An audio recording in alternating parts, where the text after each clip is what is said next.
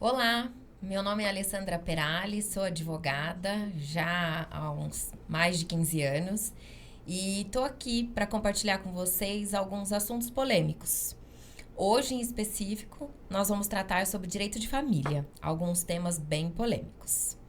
O primeiro deles, eu recebi aqui, seria um caso em que um casal está com a criança já há 5 anos, com o processo de adoção ainda não concluído, e surgiu um pai que diz ser pai biológico, quer fazer o teste de DNA. E aí? Vou perder a adoção? Como é que vai ficar essa situação? Bom, a princípio, a criança já está com o casal há 5 anos e o processo de adoção não está concluído, mas existe um processo de adoção. Quando nós temos um teste de DNA em que comprova, né, a questão biológica, né, a relação entre a criança e o genitor, é discutível, tá? Não dá pra gente nunca afirmar que o processo de adoção vai ser concluído a favor das pessoas que estão já cuidando dela. Apesar de ser muito enfático e a jurisprudência diz que a questão afetiva é um ponto bem importante para essa relação. Então, a criança já criou um vínculo, ela já tem essa relação de parentesco com esse casal que cuida da criança. E isso tudo vai ser analisado junto de um estudo sociopsicológico. Esse acesso novo do pai biológico é um vínculo que tem que ser construído. Então, não é de imediato, sou o pai, aqui o teste de DNA deu positivo, agora a criança é minha. Não, não é assim que funciona. Porque nós estamos tratando de ser humano. Pessoas que têm emoções, vínculos afetivos, sentimentos e características que precisam ser cuidadas durante um longo período. E ainda mais se é uma criança de tenra idade, que idade essa criança tem. Tudo isso precisa ser levado em consideração. Agora, se o teste de DNA deu negativo, é óbvio que o processo continua de adoção, né, simplesmente, e vai ser concluído a favor desse casal, né, porque esse vínculo já foi criado, já foi estabelecido, então não há uma discussão aqui nessas questões de teste de DNA quando se trata de um teste negativo. A questão maior é se for positivo. Aí, com certeza, vai ser uma boa discussão e um longo processo, porque todos os vínculos, eles nascem não de uma hora para outra, eles são construídos. E isso é muito importante no direito de família, em todos os aspectos. A questão desse vínculo, ela é muito importante e é, inclusive, um dos fatores decisivos, né, para uma sentença. E ainda nesse aspecto do DNA ser positivo e o processo de adoção ele der continuidade, também tem casos em que na certidão de nascimento da criança existe a multiparentalidade, onde é registrado o nome dos pais adotivos e o pai biológico. Isso também é possível. Falando um pouquinho mais da adoção, a adoção, ela, por regra, né? Ela é irrevogável. Uma vez que a pessoa adota a criança, passa por todo um processo, longo processo, né? Porque tem primeiro uma adaptação da criança na casa, tem um período de 90 dias de adaptação.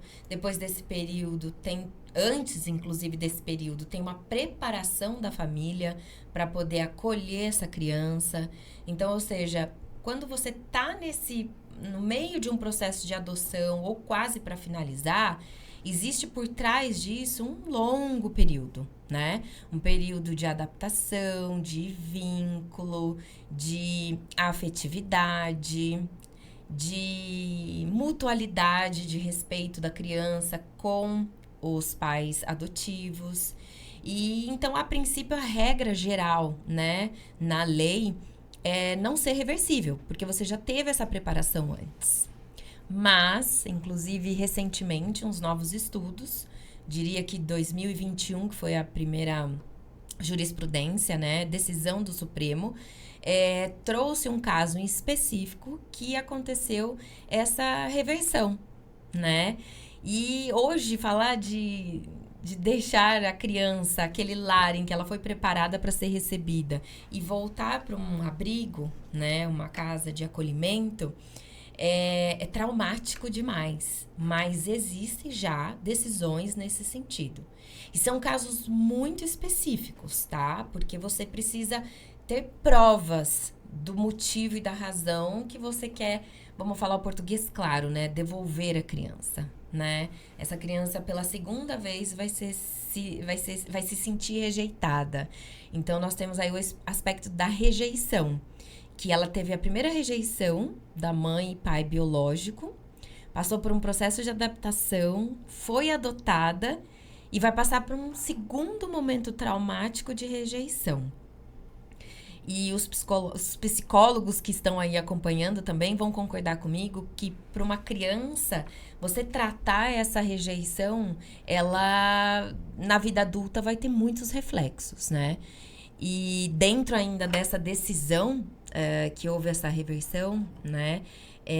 Falou-se até em dano moral, material, em dinheiro mesmo, para que aquele casal que devolveu a criança pague valores para ela pelo dano sofrido, e esse valor em dinheiro vai ser revertido para um tratamento psicológico. Essa foi a base, né? A fundamentação desse dano.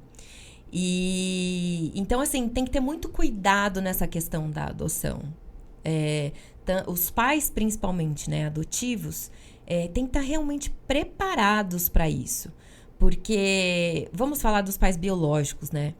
Quando você tem um filho que se usa, né, esse título de ovelha negra, aquele que precisa de mais cuidado, de mais atenção, os pais biológicos não devolvem, né? Não dá para devolver, porque nasceu dali.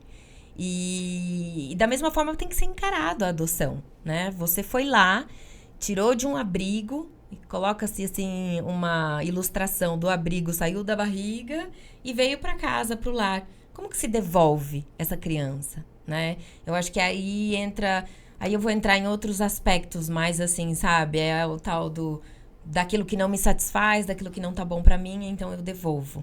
Que é o que a gente precisa cuidar, né? Da nossa nova geração aí. Pensar no outro e não em nós. Mas aí eu já tô fugindo um pouquinho do jurídico.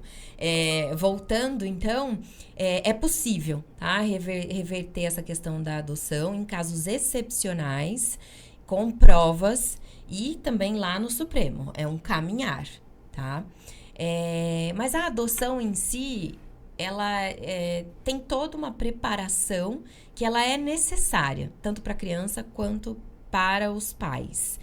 E acredito que quando a pessoa resolve, né, adotar, ela precisa entrar no site do TJ, né, do Tribunal de Justiça, fazer um cadastro, apresentar documentos, certidões, inúmeras certidões, inclusive criminais, participar de cursos preparatórios para receber, se inscrever na família acolhedora, que tem esse processo de preparação, né, que eles chamam de uma família que acolhe primeiro, e depois, efetivamente, você entrar numa lista de adoção. Que, infelizmente, no Brasil, a gente sabe que essa lista ela é longa, demora, muito mais pelo critério em que os pais biológicos, que os pais adotivos colocam, né, nesse formulário, porque existe critérios, né? Quero recém-nascido, quero bebê, quero tal idade, enfim, existe essa descrição, né, daquilo que o casal quer. Casal, eu digo, mas pode também ser uma pessoa só, né? Ou um homem ou uma mulher querer adotar. Também pode. Não necessariamente precisa ser o casal. Enfim, então, dependendo desse critério em que é preenchido, ele tem um tempo dessa demanda. Creio eu, se não mudou muita coisa, que crianças que são a partir de 7 anos, 8 anos, tem uma procura menor. A partir dessa idade, a procura é bem menor.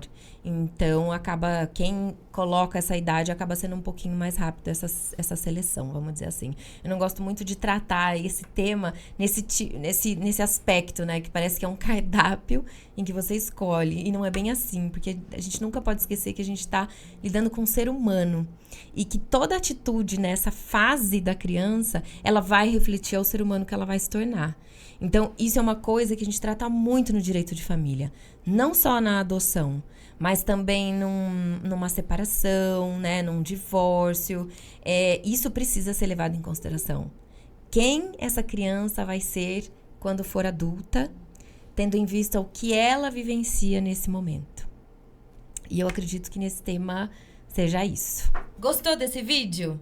Se você gostou, ativa o sininho, siga nas redes sociais, @peralha advocacia, que aqui no canal teremos muito mais conteúdo.